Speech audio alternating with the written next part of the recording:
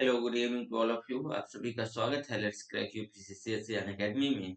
तो चलिए स्टार्ट करते हैं। जैसे सभी स्टूडेंट को पता है कि देखिए अनअकैडमी भारत का सबसे बड़ा प्लेटफॉर्म बनकर उभरा है एजुकेशन के क्षेत्र में। यदि आप अनअकैडमी से जुड़ जा रहे हो तो इसके लिए आपको डेली लाइव क्लासेस, इसमें आपको daily live classes, structured courses, live test quizzes, unlimited access, ये सारी चीजें प्राप्त होंगी। हमारे इस प्लेटफॉर्म पे और भी एजुकेटर हैं जिनसे जुड़ के अपनी पढ़ाई को बेहतर कर सकते हो। मेरा नाम देवी सिंह है। Indian economy, history optional, polity PT के लिए पढ़ाया जाता है। इसके साथ साथ में sociology optional, Indian society, social issue, social justice और physical geography, ethics, integrity and aptitude जो सेपरेटली पूरा पेपर है, ये सारे सब्जेक्ट पढ़ाता हूँ। ये अनअकैडमी का प्रोफाइल लिंक है, ये टेलीग्राम लिंक है, इससे सारे हैंडआउट प्राप्त हो सकेंगे। ये एसपीडीएससी 10 और जेबीवाईटी एक कोड है, इसको यूज करके आप 10% डिस्काउंट प्राप्त कर सकते हो। इसमें कॉम्प्रहेंसिवली सिलेबस कवर किया जाएगा। करीब 16,000 से ऊपर जो रिकॉर्डेड फॉर्म में लेक्चर आपको मिलेंगे। इसके साथ साथ अगर हम बात करें तो ये मेरा कोड है, इसको यूज करके आप प्रॉपर डिस्काउंट प्राप्त कर सकोगे प्लस के अंतर्गत, आइकॉनिक के अंतर्गत। लेकिन मैं आपको सजेस्ट करूंगा कि भाई आप आइकॉनिक ले लो, क्योंकि देखो प्लस आइकॉनिक में आपको सारी चीज यानी डायरेक्टली कनेक्टिविटी आप एक एजुकेटर से मिलेगी, ठीक है। मतलब एक कोच से, पर्सनल कोच आपको प्रोवाइड करवाया जाएगा, ठीक है। इसके साथ-साथ अगर हम बात करें तो हमारा एक 14th ऑफ फ़ेब और 28th ऑफ फ़ेब को एक अनअकैडमी कॉम्बैट फेल होने वाला है। इसमें से 60 मिनट 60 क्वेश्चन रिलेटिव स्कोरिंग, इसके अंतर्गत इसे यूज करके डीबीवाईटी आपको एनरोल कर लेना है। 1 टू 3rd रैंकर आपके अकॉर्डिंगली इसका टेनर होगा और इसमें कंप्लीटली फ्री ऑफ कॉस्ट आपको प्लस सब्सक्रिप्शन मिलेगा। अगेन 4 टू 10 रैंकर्स के लिए 75% ऑफ रहेगा, बहुत बड़ा अमाउंट है। और इसके बाद जो 11 टू 50 रैंकर्स के लिए 50% ऑफ और 51 टू 500 रैंकर के लिए 20% ऑफ मिलेगा, ठीक है। वहीं अगर हम बात करें अब जैसे कि इसमें से विनर तो उसके जो विनर हैं तो उनके मतलब जैसे 6 मंथ, 12 मंथ, 4 मंथ, ये उनके अकॉर्डिंगली चूज कर सकते हैं, ओके। अब देखो कंप्लीटली इसमें से एक बैच है हमारा जो 1 साल के लिए, ये बैच 2 साल के लिए, कुछ बैचेज हैं हमारे एनसीईआरटी बेस्ड है ना? तो आप क्या कर सकते हो, उनको ज्वाइन कर सकते हो। हमारे पास प्लस में ऑप्शनल और आइकॉनिक में जीएस के अंतर्गत एक प्लान है, डीबीवाईटी यूज करके यहाँ डिस्काउंट प्राप्त कर सकते हो।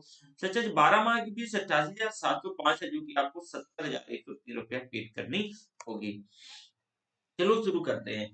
आज जो हमारा चैप्टर है कंप्लीटली न्यू, एकदम नया चैप्टर है। कंप्लीटली न्यू और नया चैप्टर है, यानी विदेशी निवेश व व्यापार। विदेशी निवेश, विदेशी निवेश, विदेशी निवेश और व्यापार, व्यापार। देखो मैं हमेशा से एक चीज बोलता आ रहा हूं, इंडियन इकोनॉमी ये मुझ पे छोड़ दो, ये मेरी जिम्मेदारी है। इंडियन इकोनॉमी में आपको कोई क्वेश्चन नहीं छूटेगा, चाहे वो पीटी हो चाहे मेंस हो। इंडियन इकोनॉमी को पढ़ाने के लिए करीब 150 घंटे की जरूरत पड़ती है, 350 पेज से ऊपर का नोट्स बनता है। नोट्स आपको मैं टेलीग्राम चैनल पे जो हैंडआउट है वो सेंड कर दूंगा। अब यहाँ आपको चीजों को बस समझना है, ठीक है। और कुछ जो पॉइंट है वो आपको अपने रफ पे लिख लेना है, ठीक है। इससे ज्यादा यहाँ कुछ और नहीं करना। हाँ, 2 विशेष चीज़ें नोट करके रखना है, आपको कोई बुक पढ़ने की ज़रूरत नहीं है, चाहे वो कोई बुक ही क्यों ना हो, और ना ही कोई रेफ़रेंस बुक और ना ही कोई एनसीईआरटी इंडियन इकोनॉमी के अंतर्गत, क्योंकि 150 घंटे पढ़ाना आप समझ रहे हो, इस वजह से इसमें कुछ नहीं पढ़ना है, पूरी तरीके से मैं आपको कंप्लीट करके दूँगा, ठीक है? इसमें से सारे तत्व शामिल होंगे, चाहे वो एनसीईआरटी के हों, चाहे या कोई भी बुक हो, ठीक है? चलो स्टार्ट करते हैं। तो आज ये एकदम कंप्लीटली नया चैप्टर है। ये कंप्लीटली क्या है? नया चैप्टर है। अब देखो हम इसे शुरू करते हैं, इस नया चैप्टर को, तो चलो देख लेते हैं। यानी foreign investment and trade. Foreign investment, investment and trade. Foreign investment and trade. ध्यान से सुनिएगा। देखो, जब किसी देश में विदेशी, ध्यान से सुनिएगा, जब किसी देश में निवेश किसी अन्य देश से आए, जब किसी देश में जो निवेश है वो दूसरे देश से आए अर्थात विदेश से आए, तब इसको विदेशी निवेश कहते हैं। जब किसी देश में, मान लो ये भारत है और भारत में निवेश कहाँ से, अमेरिका से आ रहा है। कहाँ से आ रहा है, अमेरिका से आ रहा है, तो वह भारत का विदेशी निवेश कहलाएगा। क्या कहलाएगा, विदेशी निवेश कहलाएगा, विदेशी निवेश कहलाएगा। तो मतलब जब किसी देश में निवेश किसी अन्य देश से अर्थात विदेश से आए, तब यह निवेश किए गए देश में, कब कहा, किए गए देश में, फॉर एग्जाम्पल भारत में किए गए देश में, उसके लिए यह विदेशी निवेश कहलाएगा, उसके लिए ये विदेशी निवेश कहलाएगा। अब समझ में आया कि देखो विदेशी जो निवेश है, ये किसी भी देश से किसी दूसरे देश में अगर निवेश होता है तो उस देश के लिए विदेशी निवेश कहलाएगा। अब भारत में विदेशी निवेश को हम दो प्रारूपों में क्लासिफाई कर सकते हैं। तो भारत में जो विदेशी निवेश है, भारत में विदेशी निवेश है, विदेशी निवेश, इसको दो प्रारूपों में क्लासिफाई कर सकते हैं, दो प्रारूपों में बांट सकते हैं। एक एफडीआई, एफडीआई, और दूसरा होता है एफपीआई, एफपीआई, यानी एफडीआई और एफपीआई। देखो एफडीआई फॉरेन डायरेक्ट इन्वेस्टमेंट होता है, फॉरेन डायरेक्ट इन्वेस्टमेंट, प्रत्यक्ष विदेशी निवेश, इसको क्या बोलते हैं, प्रत्यक्ष, प्रत्यक्ष विदेशी निवेश, विदेशी निवेश, निवेश, इसको क्या बोलते हैं, इसको विदेशी पोर्टफोलियो निवेश, विदेशी पोर्टफोलियो, विदेशी पोर्टफोलियो, पोर्टफोलियो, ये पोर्टफोलियो होता है ना, पोर्टफोलियो निवेश। एफआईआई आपने सुना होगा, फॉरेन इंस्टीट्यूशनल इन्वेस्टर्स, ये उसी को आजकल अब ये क्या कहा जाने लगा है, उसी को एफपीआई, फॉरेन पोर्टफोलियो इन्वेस्टमेंट कहा जाने लगा है। पहले इसी को एफआईआई बोला जाता था, एफआईआई बोला जाता था। आज इसी का ये प्रचलित नेम है, आज इसी का ये प्रचलित नेम है। तो अब देखना है हमें जो प्रत्यक्ष विदेशी निवेश ये है क्या, ये कैसे डील करता है। तो चलो थोड़ा सा डिटेल से समझने की कोशिश करते हैं। देखो ध्यान से सुनना जरा, ये एफडीआई, डिटेल से दोनों को देखेंगे। एफडीआई, जब किसी एक देश में, जब किसी एक देश में, अब मान लो जैसे कि फॉर एग्जांपल ऐसे समझो कि भारत में किसी दूसरे देश से निवेश आता है, भारत में किसी दूसरे देश से निवेश आता है और इसका उद्देश्य व्यापार होता है, इसका उद्देश्य क्या होता है, व्यापार होता है। ये निवेश किसी औद्योगिक इकाई और या फिर सेवा प्रदान करने वाली कंपनी के तौर पे स्थापित होता है भारत में, तो वह भारत के लिए एफडीआई होगा और इस एफडीआई का जो दीर्घकालीन उद्देश्य होगा वो लाभ कमाना होगा। इसी को एफडीआई कहेंगे, इसी को क्या कहेंगे, एफडीआई कहेंगे। दोबारा सुनिएगा, मैंने बताया कि जब किसी अन्य देश से, मान लो वैसे ही हम एक बार भारत का दोबारा नक्शा बनाते हैं और चलो यहाँ पे अमेरिका का, मान लो ये अमेरिका है, ठीक है। तो जब किसी अन्य देश से, मान लो यूएसए से, भारत में विदेशी व्यापार हो, भारत से क्या हो, भारत में निवेश हो, भारत में निवेश हो, इस निवेश का उद्देश्य क्या हो, व्यापार, व्यापार हो, और इसके माध्यम से देखोगे किसी औद्योगिक इकाई, इंडस्ट्रियल यूनिट या फिर service provider company, service provider company की स्थापना करी जाए और इन कंपनियों का उद्देश्य लॉन्ग टर्म क्या है, लॉन्ग टर्म लाभ कमाना हो, दीर्घकालीन लाभ कमाना हो, इसको एफडीआई कहेंगे, इसको क्या कहेंगे, एफडीआई कहेंगे। एफडीआई दो प्रारूपों में इसको क्लासिफाई किया जा सकता है, ठीक है। अब समझ में आया ना, बस इसमें की पॉइंट ध्यान रखना है सभी को कि भैया प्रत्यक्ष विदेशी निवेश क्या है। प्रत्यक्ष विदेशी निवेश के लिए मैंने बताया कि देखो इसमें से सॉरी, इसमें से अगर हम बात करें तो किसी भी दूसरे देश से, किसी दूसरे देश में व्यापार के उद्देश्य से कुछ कंपनियां जाती हैं, वो कंपनियां क्या करती हैं, सेवा प्रदान करने भी वाली हो सकती हैं, वो कोई भी इंडस्ट्रियल यूनिट भी खोल सकती हैं, मतलब उनका उद्देश्य क्या है, लाभ कमाना। और लाभ कैसा, दीर्घकालीन होना चाहिए। वो शॉर्ट टर्म के लिए नहीं जा रही है, वो लंबी अवधि के लिए जा रही है। किसके, वो लंबे अवधि के लिए जा रही है, दीर्घकालीन टाइम के लिए जा रही हैं। तो इसी को एफडीआई कहा जाएगा, फॉरेन डायरेक्ट इन्वेस्टमेंट, यानी प्रत्यक्ष विदेशी निवेश। इसको दो प्रारूपों में क्लासिफाई कर सकते हो। एफडीआई को एफडीआई को दो प्रारूपों में क्लासिफाई कर सकते हो। दो प्रारूपों में कैसे, एक होता है green field FDI, green field FDI, field FDI, और दूसरा होता है brown field, brown field, brown field FDI, green field FDI और दूसरा ब्राउन फील्ड एफडीआई। अब देखो भैया, जो ग्रीन फील्ड एफडीआई है, जरा यहाँ पे नजर डालना, जो ग्रीन फील्ड एफडीआई है, तो ये ग्रीन फील्ड एफडीआई क्या होता है, जरा इसे ध्यान से सुनने की कोशिश करिएगा। देखो, यदि एक विदेशी निवेश, यदि एक विदेशी निवेश के माध्यम से पूर्णतः नया औद्योगिक इकाई स्थापित किया जाए, पूर्णतः नया इंडस्ट्रियल यूनिट स्थापित किया जाए, तब इसको ग्रीन फील्ड एफडीआई कहेंगे। मान लो कि कोई भी अमेरिका की, यूएसए की कोई एक कंपनी भारत में पूरी तरीके से आकर के अपना नया निवेश करती है, कंप्लीट न्यू निवेश है उसका, न्यू इन्वेस्टमेंट है, न्यू निवेश है, तब यह उसका ग्रीनफील्ड एफडीआई होगा। मतलब एकदम नया औद्योगिक इकाई है, क्या है वो, किसी के साथ शामिल नहीं है, वो एकदम नया औद्योगिक इकाई है, इसको ग्रीनफील्ड एफडीआई कहेंगे।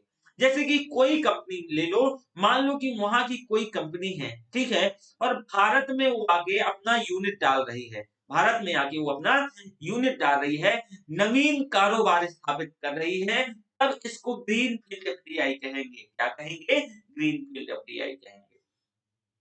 वहीं दूसरी तरफ ब्राउन फील्ड एफडीआई की बात करें, तो ब्राउन फील्ड एफडीआई यदि विदेशी निवेश भारत में पहले से उपस्थित है, मान लो कि पहले से कोई कंपनी, जैसे कि फॉर एग्जांपल की अमेज़न, मान लो पहले से, जैसे जैसे फ्लिपकार्ट है, यानी फ्लिपकार्ट भारत में पहले से उपस्थित है, और कोई कंपनी आके इसमें क्या कर लेती है, अपना निवेश कर देती है, ठीक है, तो यह भारत में ब्राउन फील्ड एफडीआई होगा। ये क्या होगा, ब्राउन फील्ड एफडीआई होगा। मतलब क्या, कि कोई भी विदेशी निवेश अगर भारत में पहले से उपस्थित कार्यरत किसी कंपनी में निवेश करता है, कोई भी विदेशी व्यक्ति भारत में पहले से उपस्थित किसी कंपनी में निवेश करता है, तब इसको ब्राउन फील्ड एफडीआई कहा जाएगा। क्या कहा जाएगा, ब्राउन फील्ड एफडीआई कहा जाएगा। ठीक है, तो आपने देखा कि ब्राउन फील्ड एफडीआई क्या होता है। अब ध्यान से सुनना है कि भारत में विभिन्न क्षेत्रों में एफडीआई के संदर्भ में डिफरेंट स्तर होते हैं, डिफरेंट लेवल होते हैं। इसमें से सेक्टोरल कैप लागू होता है, क्षेत्रीय परिसीमन लागू होता है। क्या लागू होता है, सेक्टोरल कैप, क्षेत्रीय परिसीमन लागू होता है। अब क्षेत्रीय परिसीमन क्या है, कि देखो कुछ क्षेत्रों में जो एफडीआई है, कुछ क्षेत्रों में एफडीआई कितना होता है, 26% होता है, कुछ क्षेत्रों में एफडीआई 49% होता है, कुछ क्षेत्रों में जो एफडीआई है 51% होता है, कुछ क्षेत्रों में एफडीआई 74% होता है, और कुछ क्षेत्रों में एफडीआई 100% होता है। इसको सेक्टोरल कैप या क्षेत्रीय परिसीमन कहा जाता है। सेक्टोरल कैप या क्षेत्रीय परिसीमन कहा जाता है। ये जो सेक्टोरल कैप को लागू करने का मुख्य उद्देश्य क्या होता है, इसका मुख्य उद्देश्य होता है मतदान और मालिकाना अधिकार को तय करना, यानी मतदान, मतदान और मालिकाना अधिकार, और मालिकाना अधिकार को तय करना। जैसे अभी समझेंगे हम कि ये क्या है, मालिकाना अधिकार को तय करना, अधिकार को तय करना, तय करना। देखो, भारत में हर एक क्षेत्र में 100% एफडीआई नहीं है, ये ऐसे सेक्टोरल में, परिसीमन में क्या हुई है, बटी हुई है। तो जिस क्षेत्र में मान लो जैसे सर्विस क्षेत्र है, सर्विस सेक्टर है, इसमें एफडीआई शून्य है। क्यों, क्योंकि देखो हमारी जैसे डीआरडीओ है, ठीक है, तो डीआरडीओ कोई सुरक्षा के लिए क्या बना रही है, कोई मान लो कि हथियार बना रही है, तो विदेशी कंपनी की अगर साझे में बना रही है, या फिर मान लो कि रक्षा क्षेत्र में, ऐसे समझो कि रक्षा क्षेत्र में अगर कोई बाहर की कोई कंपनी, जैसे कि मान लो कि डसॉल्ट एविएशन है, तो ये भारत में ये जाके रफाल बनाने लगी। मान लो कि भारत में जाके रफाल बनाने लगी।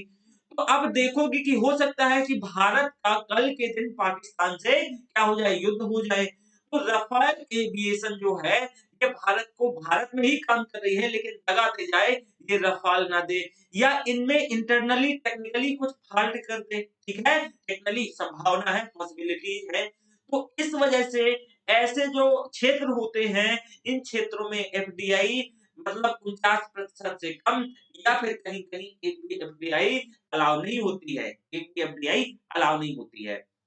दूसरा क्या कारण है कि देखो, जैसे कि मान लो बीमा सेक्टर है या और भी सारी चीजें हैं, तो अगर कोई एक कंपनी डालता है, विदेशी आदमी भारत में कोई कंपनी के नाम की डालता है, तो उसका पूरा 100% रुपया लगा है, तो वह क्या बनाता है क्या नहीं बनाता है, उसको कैसे नियम होने चाहिए, कैसे नहीं होने चाहिए, ये कंप्लीट अथॉरिटी उसकी है। तो हम ऐसे क्षेत्रों में जो हमारे मतलब थोड़ा बहुत ये कह लोगे इसेंशियल क्षेत्र है, इसेंशियल सेक्टर है, वहां हम एफडीआई 100% नहीं देंगे। क्यों? क्योंकि वह हमारे भारत में सॉवरेनिटी या किसी भी प्रकार से प्रभावित ना कर सके, इस वजह से हम इसमें परिसीमन क्या करते हैं, यानी सेक्टोरल कैब क्षेत्रीय परिसीमन या फिर एक लिमिटेशन लागू कर देते हैं, ताकि ऐसा ना हो, ताकि ऐसा ना हो। तो आपने यहां तक देखा, इस परिसीमन का उद्देश्य क्या है कि मतदान और मालिकाना अधिकार को क्या करना, तय करना, मालिकाना अधिकार को तय करना। अब एफडीआई ग्रीन फील्ड हो या ब्राउन फील्ड हो, इसके भी अगेन दो रूपों में इसको भारत में कैसे प्रवेश कर सकती है, दो प्रारूपों में बांट के देख सकते हैं। कैसे? दो प्रारूपों में बांट के देख सकते हैं। अब दो प्रारूपों में कैसे बांट के देख सकते हैं, जैसे कि एक होता है ऑटोमेटेड रूट, एक क्या होता है, ऑटोमेटेड रूट, ठीक है, स्वचालित मार्ग जिसको बोलते हैं, या इसी को मुंबई रूट भी कहा जाता है। स्वचालित स्वचालित मार्ग, इसको ऑटोमेटिक रूल भी, ऑटोमेटिक ऑटोमेटिक ऑटोमेटिक रूट बोलते हैं। इसको मुंबई मार्ग भी कहा जाता है, मुंबई रूट भी कहा जाता है, मुंबई रूट भी कहा जाता है। अगेन जो दूसरा है, ये क्या होता है, दिल्ली रूट कहते हैं इसको, दिल्ली रूट कहते हैं, दिल्ली रूट। इसको पहले, जिसे पहले आप देखेंगे कि फॉरेन इन्वेस्टमेंट क्या बोलते थे, फॉरेन इन्वेस्टमेंट प्रमोशन बोर्ड कहा जाता था, रूट कहते थे। अब अब पहले जो दिल्ली रूट है, इसको एफआईपीबी रूट भी कहा जाता है, एफआईपीबी रूट भी कहा जाता था। अब देखते हैं हम कि स्वचालित मार्ग क्या है भैया। ये जो ऑटोमेटिक रूट है, ये मुंबई रूट है, स्वचालित मार्ग है। इसमें ये ध्यान से सुनिएगा, ये एफडीआई आने का जो फॉरेन डायरेक्ट इन्वेस्टमेंट है ना, ये रूट है दो, कैसे कैसे यहाँ एफडीआई संभव है। यदि किसी क्षेत्र में स्वचालित मार्ग से एफडीआई की अनुमति हो, मान लो कि कोई ऐसा क्षेत्र जहां स्वचालित मार्ग से एफडीआई की अनुमति हो, तब ऐसे में एक विदेशी निवेशक बिना अनुमति के विदेश में निवेश कर सकेगा, बिना अनुमति के। मान लो कि यहाँ पहले से अनुमति है स्वचालित मार्ग से कि आप आ सकते हो, तो एफडीआई की अनुमति लेने की जरूरत नहीं है। एट अ टाइम कोई भी विदेशी निवेशक बिना अनुमति के विदेशी निवेश कर सकेगा, बिना अनुमति के विदेशी निवेश कर सकेगा।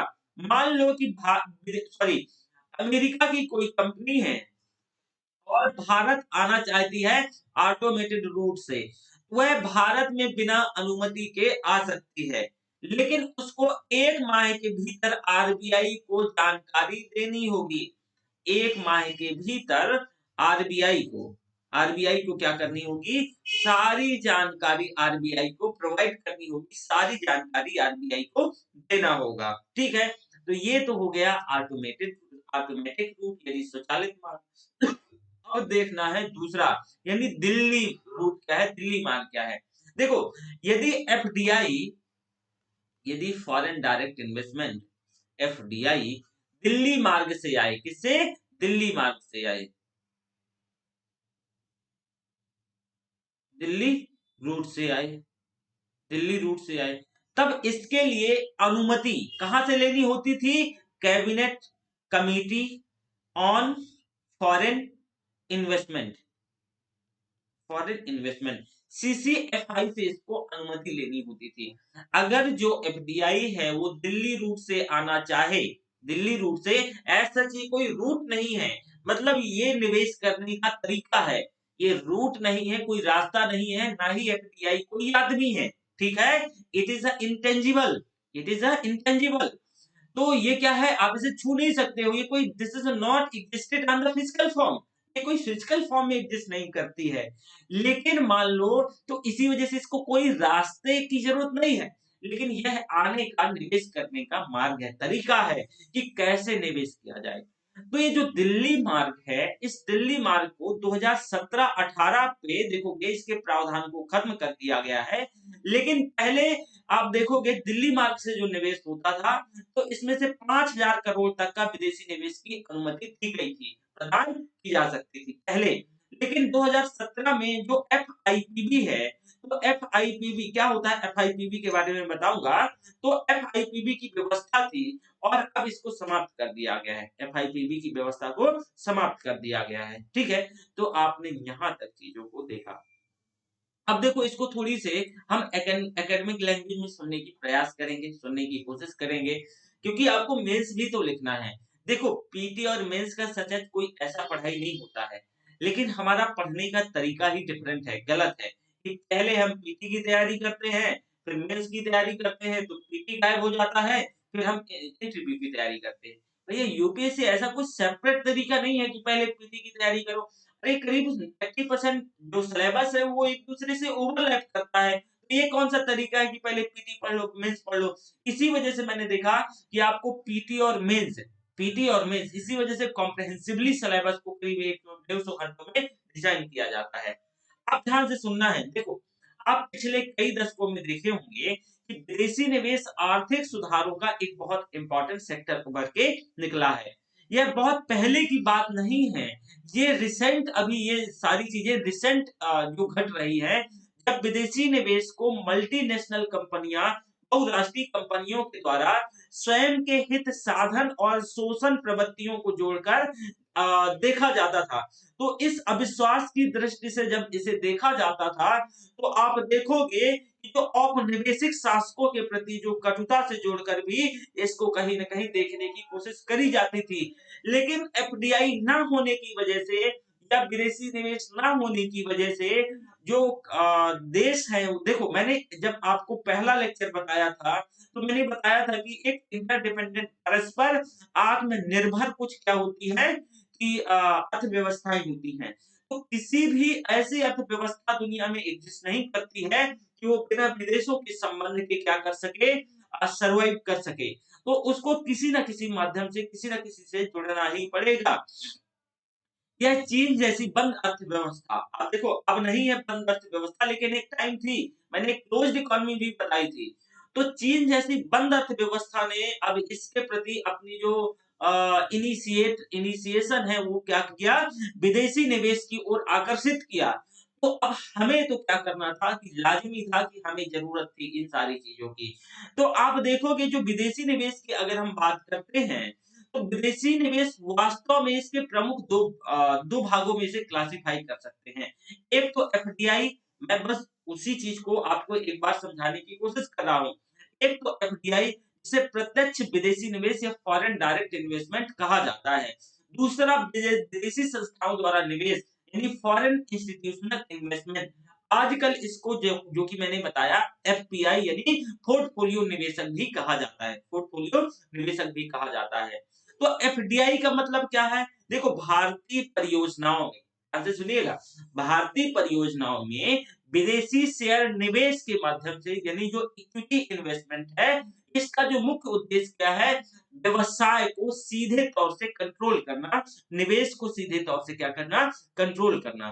तो शेयर जो है निवेश किसी भी मौजूदा कंपनी है, तो उस मौजूदा कंपनी या फिर नई कंपनी अगर देश में स्थापित होती है, तो अगर मौजूदा कंपनी में वो आएगा तो ब्राउनफील्ड एफडीआई होगा। लेकिन अगर कोई कंपनी, विदेशी कंपनी डायरेक्टली देश में नई होते आती है तो ग्रीनफील्ड एफडीआई कहलाएगा। इसमें से सेक्टोरल कैप लागू होते हैं। सेक्टोरल कैप मैंने बताया कि जैसे 26% का, 49% का, 51% का, 74% का और 100% का। एक विदेशी निवेशक शेयरों के माध्यम से देश में कितना निवेश कर सकता है, इसे क्षेत्रीय जो परिसीमन है, जो एक सीलिंग है, तो सेक्टोरल कैप है, इसके माध्यम से डिसाइड किया जा सकता है। जो कि सरकार क्या करती है, टाइम टू टाइम एक प्रेस नोट के माध्यम से यह निर्धारित करती है, यह सुनिश्चित करती है एफडीआई के संबंध में कितना, मतलब एफडीआई के क्षेत्र में कितना बढ़ाया जाना चाहिए। तो ये जो प्रेस नोट औद्योगिक नीति और प्रोन्नति विभाग, जिसे डीआईपीपी कहते हैं, वाणिज्य और उद्योग मंत्रालय के अंतर्गत ये कार्य करता है। तो एफडीआई से संबंधित इसमें से जो भी प्रेस नोट है, जो पहलू है, इसमें से फोकस किया जाता है, यही सारी चीजें क्या करता है, डिसाइड करता है। तो ये सारी चीजें आपने इसके अंतर्गत देखा। अब देखो एफडीआई क्या है, जरा थोड़ा-सा एक चीज़ और मैं आपको बताना चाहता हूँ। देखो, एफडीआई के माध्यम से विदेशी मुद्रा का जो निवेश है, मुख्यतः शेयर बाजार, कारपोरेट के साथ-साथ सरकारी प्रतिभूतियों के लिए इसका उद्देश्य जो है, वो कई तरीके से देखने को मिलता है। जैसे कि अगर हम बात करें, तो मैं आपको एफडीआई को और थोड़ी-सी इसके प्रभाव को बताने वाला हूँ कि आखिर इसके क्या प्रभाव हैं। एफडीआई के, और इसका पहले स्टार्टिंग में विरोध होता था, लेकिन इसके सकारात्मक और नकारात्मक प्रभाव पे हम थोड़ा-सा नज़र डाल लेते हैं। किसी भी देश पे,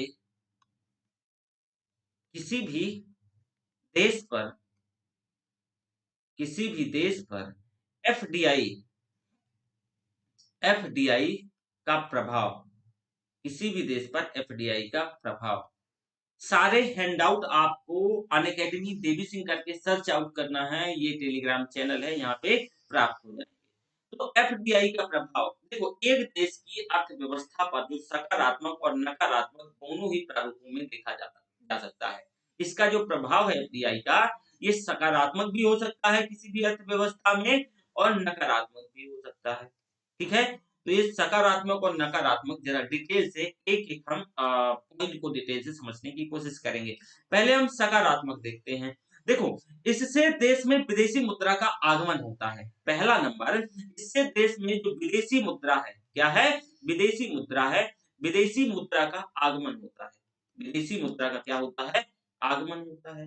क्योंकि एफडीआई किसी भी देश में दीर्घकालीन उद्देश्य से आती है। ये लॉन्ग टाइम पर्पज़ से आती है, तो इसके कारण घरेलू मुद्रा का जो विनिमय दर है, क्या होता है? ये स्टेबल हो जाता है, ये स्थिर हो जाता है और सशक्त भी होता है, क्यों? एफडीआई का जो उद्देश्य है, ये लॉन्ग टर्म होता है, दीर्घकालीन होता है। तो इसका उद्देश्य लॉन्ग टर्म होने के चलते हमारा जो एक्सचेंज रेट है, जो विदेशी मुद्रा का विनिमय दर है, ये स्टेबल, ये क्या है? फ्लक्चुएशन, बहुत ज़्यादा इसमें अनस्टेबिलिटी नहीं देखी जाती, या स्टेबल हो जाता है, या स्थिर हो जाता है, और साथ में सशक्त भी होता है।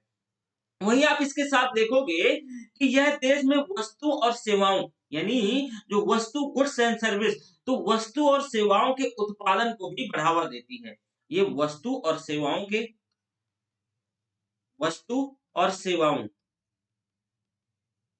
वस्तु और सेवाओं के उत्पादन को क्या करती है? बढ़ावा देती है। ऑब्वियस है कि कोई कंपनी भारत में आएगी, तो वह वस्तु और सेवा का कुछ ना किसी चीज़ का क्या करेगी? ऑब्वियस है, निर्माण करेगी।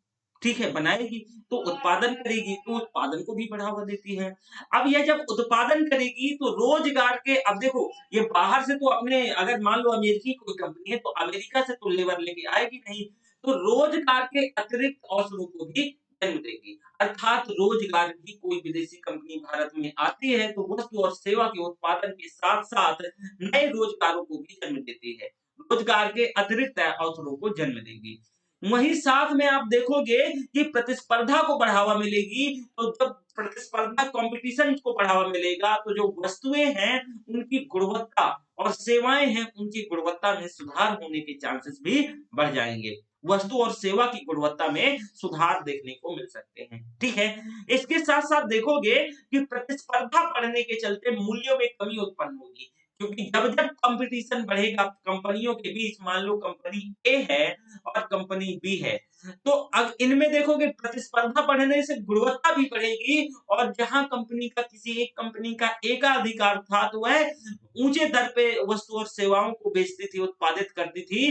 अब उसकी मजबूरी हो जाएगी कि उसको सस्ती दर पे, कम दर पे क्या करना पड़ेगा, बेचना पड़ेगा। इसके साथ-साथ प्रतिस्पर्धा बढ़ने के कारण मैंने बताया कि मूल्यों में भी कमी उत्पन्न होगी, जिससे कि आप देखोगे जो मुद्रास्फीति है इसको भी कंट्रोल किया जा सकेगा। मुद्रास्फीति से मुझे याद आया कि जो बच्चा नए सिरे से एकदम इंडियन इकोनॉमी पढ़ना चाहता है, तो ऐप में आकर के 2 बजे क्लास कर सकता है। ऐप में आकर के 2 बजे क्लास कर सकता है। अब यह प्रौद्योगिकी का आदान-प्रदान भी सुनिश्चित करेगी, जो टेक्नोलॉजी है उसका आदान-प्रदान भी सुनिश्चित किया जाएगा। मानव संसाधन का आदान-प्रदान सुनिश्चित किया जाएगा। तो प्रौद्योगिकी का कोई कंपनी विदेश से आएगी तो अपना टेक्नोलॉजी भी तो लेके आएगी। तो टेक्नोलॉजी का भी आदान-प्रदान होगा, टेक्नोलॉजी हमारे यहाँ मिलेगी। साथ ही साथ मानव संसाधन का भी आदान-प्रदान होगा। मानव संसाधनों का भी आदान-प्रदान होगा और कार्य संस्कृति में सकारात्मक परिवर्तन देखने को मिलेगा। ये सारे एफडीआई के क्या है, पॉजिटिव प्रभाव हैं, ये सकारात्मक प्रभाव हैं। किसी देश पर भी एफडीआई आने पर ये सारे प्रभाव देखने को मिल सकते हैं। अब नकारात्मक प्रभावों पर ज़रा आप नज़र डालिएगा कि भई नकारात्मक प्रभाव क्या है? तो अगर हम नकारात्मक प्रभावों की बात करें, तो देखो इसके माध्यम से एक विदेशी जो कंपनी है, वो विदेशी मुद्रा एक बार लेके आती है। आपने मान लो कि अमेरिका की कोई कंपनी है ए नाम की, तो इसने एक बार पैसा लेके आई है, लेकिन भारत से लाभ के रूप में पैसा को ये बार-बार विदेश भेजेगी। तो जो पलायन है, ये लाभांश के रूप में जब लाभ होगा तो अपने देश भेजेगी, नहीं भेजेगी? तो मुद्रा का पैसा तो एक बार लेके आई है, लेकिन मुद्रा का पलायन बार-बार देखने को मिलेगा। मुद्रा का पलायन बार-बार देखने को मिलेगा। इसके माध्यम से नवसाम्राज्यवादी जो पॉलिसी है, जो नवसाम्राज्यवादी जैसी समस्या है, ये भी उत्पन्न होती है कि जैसे कि मल्टीनेशनल कंपनियाँ पहले क्या होता था साम्राज्यवाद, तो कहा जाता है ये जो एरा है, ये क्या है नवसाम्राज्यवाद का एरा है। तो ऐसी भी समस्या देखने को मिल सकती है। अर्थात जो विदेशी कंपनी एक देश के उपभोक्ताओं को आश्रित बना देती है, ठीक है? तो वही नवसाम्राज्यवाद। अब प्रतिस्पर्धा के माध्यम से जो घरेलू कंपनियाँ क्या होती हैं, प्रभावित होती हैं। उन्हें प्रतिस्पर्धा अंततः प्रतिस्पर्धा के चलते वो बाहर हो जाती हैं। इससे प्रतिस्पर्धा के कम होते ही मूल्यों में ये कंपनियाँ जो बाहर की कंपनियाँ हैं, ये बढ़ोतरी कर देती हैं। तो ये भी मतलब ये पूरे मार्केट को कैप्चर कर लेती हैं और बहुराष्ट्रीय कंपनियाँ अत्यधिक प्रभावशाली, बहुत ज़्यादा ये प्रभावशाली होती हैं। यह एक देश के घरेलू आर्थिक नीतियों को प्रभावित करने का भी इनके अंतर्गत प्रयास किया जाता है। तब इसके अंतर्गत प्रयास किया जाता है। तो आपने इन चीज़ों को यहाँ से समझने की कोशिश की, इन चीज़ों को देखने की कोशिश करी। अब मल्टी ब्रांड रिटेल जो क्षेत्र में एफडीआई का प्रावधान है, ज़रा इसे समझने की कोशिश करिएगा। तो आपने देखा कि भैया जो एफडीआई है, इसके सकारात्मक और इसके नकारात्मक इम्पैक्ट प्रभाव क्या-क्या है? आपको देखो मेंस में ये दोनों लिखने को आ सकते हैं। मेंस में अगर आपसे इसके बारे में पूछा जाता है, तो दोनों लिखना पड़ेगा, तभी आपका आंसर जो है एक बैलेंसिंग मोड पे हो जाएगा, बैलेंस बैलेंस दिखाई देगा आपके आंसर में, ओके? तो यहाँ तक आपने चीज़ों को देखा, उम्मीद करता हूँ कि यहाँ तक कोई डाउट नहीं होगा। देखो एक चीज़ और मैं बता रहा हूँ आपको, ध्यान से सुनिएगा। आपकी ना एक सबसे बुरी और सबसे बेकार हैबिट है। क्या आपकी सबसे बुरी और बेकार हैबिट है? कि जैसे ना कि आप लोगों को एक सहारा हम आप लोगों को पंगु बना रहे हैं। यानी पीपीटी का पंगु बना रहे हैं। अरे भैया पीपीटी में चीज़ें कॉपी पेस्ट होती हैं। पीपीटी में चीज़ें कॉपी पेस्ट होती हैं। आप देखो अगर यूपीएससी का प्रिपरेशन कर रहे हो तो रटना नहीं है। सब पूरा खेल कॉन्सेप्ट का है। सारा खेल किसका है? कॉन्सेप्ट का है। और कॉन्सेप्ट का मतलब ये है कि एक बार चीज़ों को समझ लो, फिर दोबारा आपको समस्या नहीं हो। एक बार चीज़ों को समझने के बाद दोबारा समस्या ना हो। लेकिन अगर पीपीटी का आप सहारा लेते हो, तो आप समझते ही हो कि टीचर भी अपने ही सहारे के लिए कायदे से पीपीटी और ये जो फिनोमेना है, ये जो कल्चर है, ये टीचर ने ही डेवलप किया है कायदे से अपने लिए। तो मैं बार-बार कहता हूँ कि पीपीटी आपके लिए ज़रूरत नहीं है, सारे हैंडआउट में होने चाहिए बाद में पढ़ने के लिए। लेकिन वो आपको नोट्स बनाना पड़ेगा। समझो और नोट्स बनाओ खुद। यही आपका अंतिम सहारा होगा यूपीएससी क्वालिफाई करने के लिए। और ये मैं 100% कह सकता हूँ, कोई बच्चा, एक बच्चा का पीपीटी के सहारे पीटी भी नहीं निकलेगा। क्योंकि पीटी, अरे भैया, आजकल कंटेंट की कमी थोड़ी ना है, इंटरनेट का ज़माना है, सारा सब कुछ आपकी उँगलियों पर है। पर आप ना पीपीटी के दौर में घुसे हैं। अच्छा, पीपीटी लगी है, टीचर पढ़ा रहा है, कुछ भी पढ़ा रहा है, आओ देखते हैं पीपीटी में क्या लिखा है। ऐसे तो नहीं। अब मल्टी ब्रांड रिटेल क्षेत्र में एफडीआई का प्रावधान देखते हैं। मल्टी ब्रांड रिटेल क्षेत्र में एफडीआई का प्रावधान देखते हैं। चलो,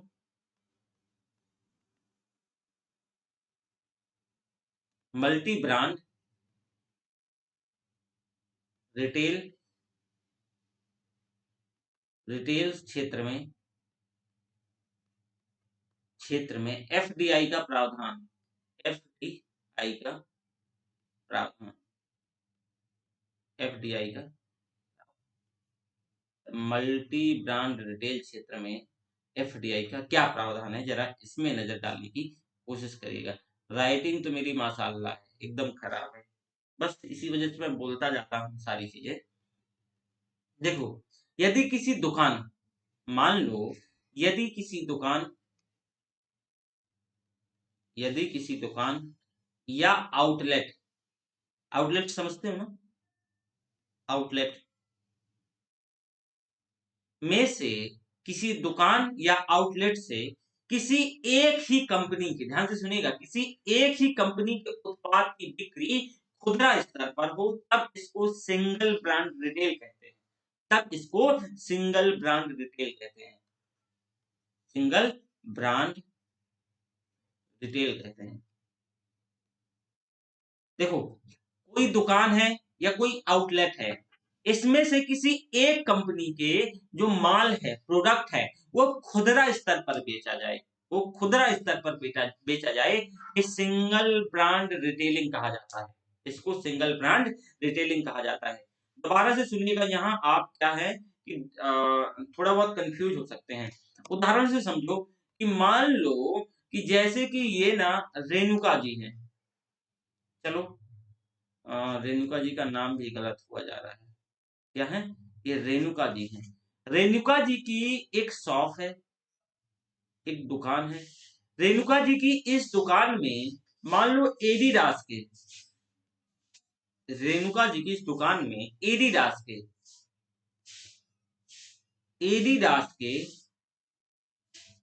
जो प्रोडक्ट हैं वो खुदरा स्तर पे मिलते हैं, खुदरा स्तर पे मिलते हैं, स्तर पर प्राप्त होते हैं, मिलते हैं।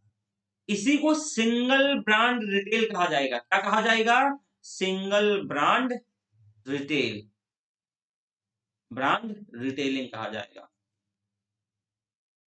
सिंगल ब्रांड रिटेल कहा जाएगा। ठीक है। इसमें से जो एफडीआई है, भारत में 100% एफडीआई की अनुमति है। मतलब कोई भी कंपनी भारत में ऐसे क्या कर सकती है, 100% एफडीआई की अनुमति है। अब यदि एक ही छत के नीचे, दूसरा कॉन्सेप्ट सुनिएगा, मान लो कि एक ही छत के नीचे, जैसे कि मान लो आप ये बिग बाजार, तो एक ही छत के नीचे एक ही दुकान या फिर एक ही आउटलेट में अलग अलग ब्रांड के उत्पादों को क्या किया जाए, थोक के स्तर पे, एक अलग अलग ब्रांड के उत्पादों को थोक के स्तर पर बेचा जाए, इसको मल्टी ब्रांड, इसको होलसेल रिटेलिंग कहा जाता है। सॉरी, रिटेलिंग नहीं, यानी कैश या फिर कैरी कहा जाता है। Multi brand wholesale wholesale wholesale है ना, होलसेल कैश या फिर कैरी, कैरी कहा जाता है। इसमें भी 100% एफडीआई है, इसमें भी 100% एफडीआई है। इसका मतलब भी समझिएगा, जो मनीष जी हैं, क्या है, ये मनीष जी हैं। मान लो कि ये मनीष जी का कोई एक शॉप है बिग बाजार पे, एक छत के नीचे। यहाँ पे ये कई ब्रांड को, एडिडास ले लो, ठीक है, एडिडास ले लो। एडिडास के बाद और भी, जैसे कि कोई और भी बड़े ब्रांड ले लो, जो भी ब्रांड आपको चूज़ करना है, जो भी आप चूज़ करना चाहो, ठीक है? तो वो ले लो। तो मान लो कि इन सभी ब्रांड को एक ही छत के नीचे मतलब होलसेल रेट पे बेचा जाए, तब इसको मल्टी ब्रांड होलसेल कैश या कैरी कहा जाएगा। मल्टी ब्रांड होलसेल कैश या कैरे कहा जाएगा। ठीक है? इसमें भी 100% एफडीआई अलाउ है। इसमें भी 100% भारत में एफडीआई अलाउ है। ठीक है? तो यहाँ तक आपने चीज़ों को देखा, यहाँ पे 100% अनुमति है। अब एक ही आउटलेट से अलग-अलग ब्रांड के उत्पादों को खुदरा स्तर पे बेचा जाए, तो मल्टी ब्रांड रिटेल कहा जाएगा। एक ही छत के नीचे या एक ही दुकान में। अगला कॉन्सेप्ट सुनिएगा, नंबर 3, एक ही दुकान में अलग-अलग ब्रांड, जैसे कि मान लो कोई भी जैसे ब्रांड ले लो, ठीक है? तो अलग-अलग ब्रांड को खुदरा स्तर पे बेचा जाए। किसपे? खुदरा स्तर पे बेचा जाए। खुदरा स्तर पर बेचा जाए, तब मल्टी ब्रांड रिटेल कहा जाता है। मल्टी ब्रांड रिटेल कहा जाता है। मल्टी ब्रांड रिटेल कहा जाता है। यहाँ एफडीआई मात्र और मात्र 51% का अलाव है, अनुमति है एफडीआई की। यहाँ 51% की अनुमति है। कितनी? 51% की अनुमति है। परंतु आप देखोगे खुदरा व्यापारी और विपक्ष के विरोध के कारण इसको लागू करने की जो रिस्पॉन्सिबिलिटी है, जिम्मेदारी है, वो राज्य सरकारों पर छोड़ दी गई है। ये राज्य सरकारें तय करेंगी कि इस क्षेत्र में क्या एफडीआई को कितने-कितने क्या-क्या चीजें दे सकती हैं। लेकिन इस क्षेत्र में एफडीआई के संदर्भ में कुछ प्रावधान भी किए गए हैं। कुछ क्या है? प्रावधान भी किए गए हैं। तो जरा प्रावधान में थोड़ा-सा एक बार नज़र डालिएगा कि क्या-क्या प्रावधान किए गए हैं। एफडीआई कम से कम 100 मिलियन की, ये कुछ प्रावधान है जब एफडीआई आएगा, 100 मिलियन डॉलर की होनी चाहिए। 100 मिलियन डॉलर की होनी चाहिए। ठीक है? पहला तो ये है। इसके साथ-साथ देखोगे कि कुल निवेश का कम से कम 50% हिस्सा, आप अगर 100 मिलियन लेके आ रहे हो, तो इसका कम से कम 50% हिस्सा, यानी जैसे कोल्ड स्टोरेज, इंफ्रा वगैरह, यानी कोल्ड स्टोरेज, गोडाउन यानी गोदाम, गोदाम, कोल्ड स्टोरेज, इसको शीत भंडार कहा जाता है हिंदी में, शीत भंडार, गोडाउन यानी गोदाम, और या फिर खरीदारी केंद्र। इन सारी जो बुनियादी सुविधा है, इनमें 50% खर्च होना चाहिए। 50% खर्च होना चाहिए। एफडीआई मात्र, ध्यान से सुनिएगा, एफडीआई मात्र उन्हीं शहरों में संभव है। एफडीआई मात्र उन्हीं शहरों में संभव है जिनकी आबादी 2011 के अनुसार 10 लाख से अधिक है। 10 लाख से अधिक है। भारत में ऐसे 53 शहर हैं।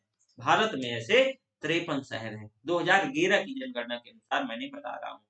तो इन खुदरा व्यापारियों द्वारा बेचे जाने वाले वस्तुओं में कम से कम 30% वस्तुओं की खरीदारी इन्हें भारत में कार्यरत लघु उद्योगों से करनी होगी। मतलब ये जो व्यापारी हैं, तो देखोगे कि इन जो खुदरा व्यापारियों को जो बेच रहे हैं, तो इनको ये जो बेच रहे हैं कोई बात नहीं है। लेकिन अपने बेचे गए कुल उत्पाद में से 30% उत्पाद इन लोगों को कहाँ से?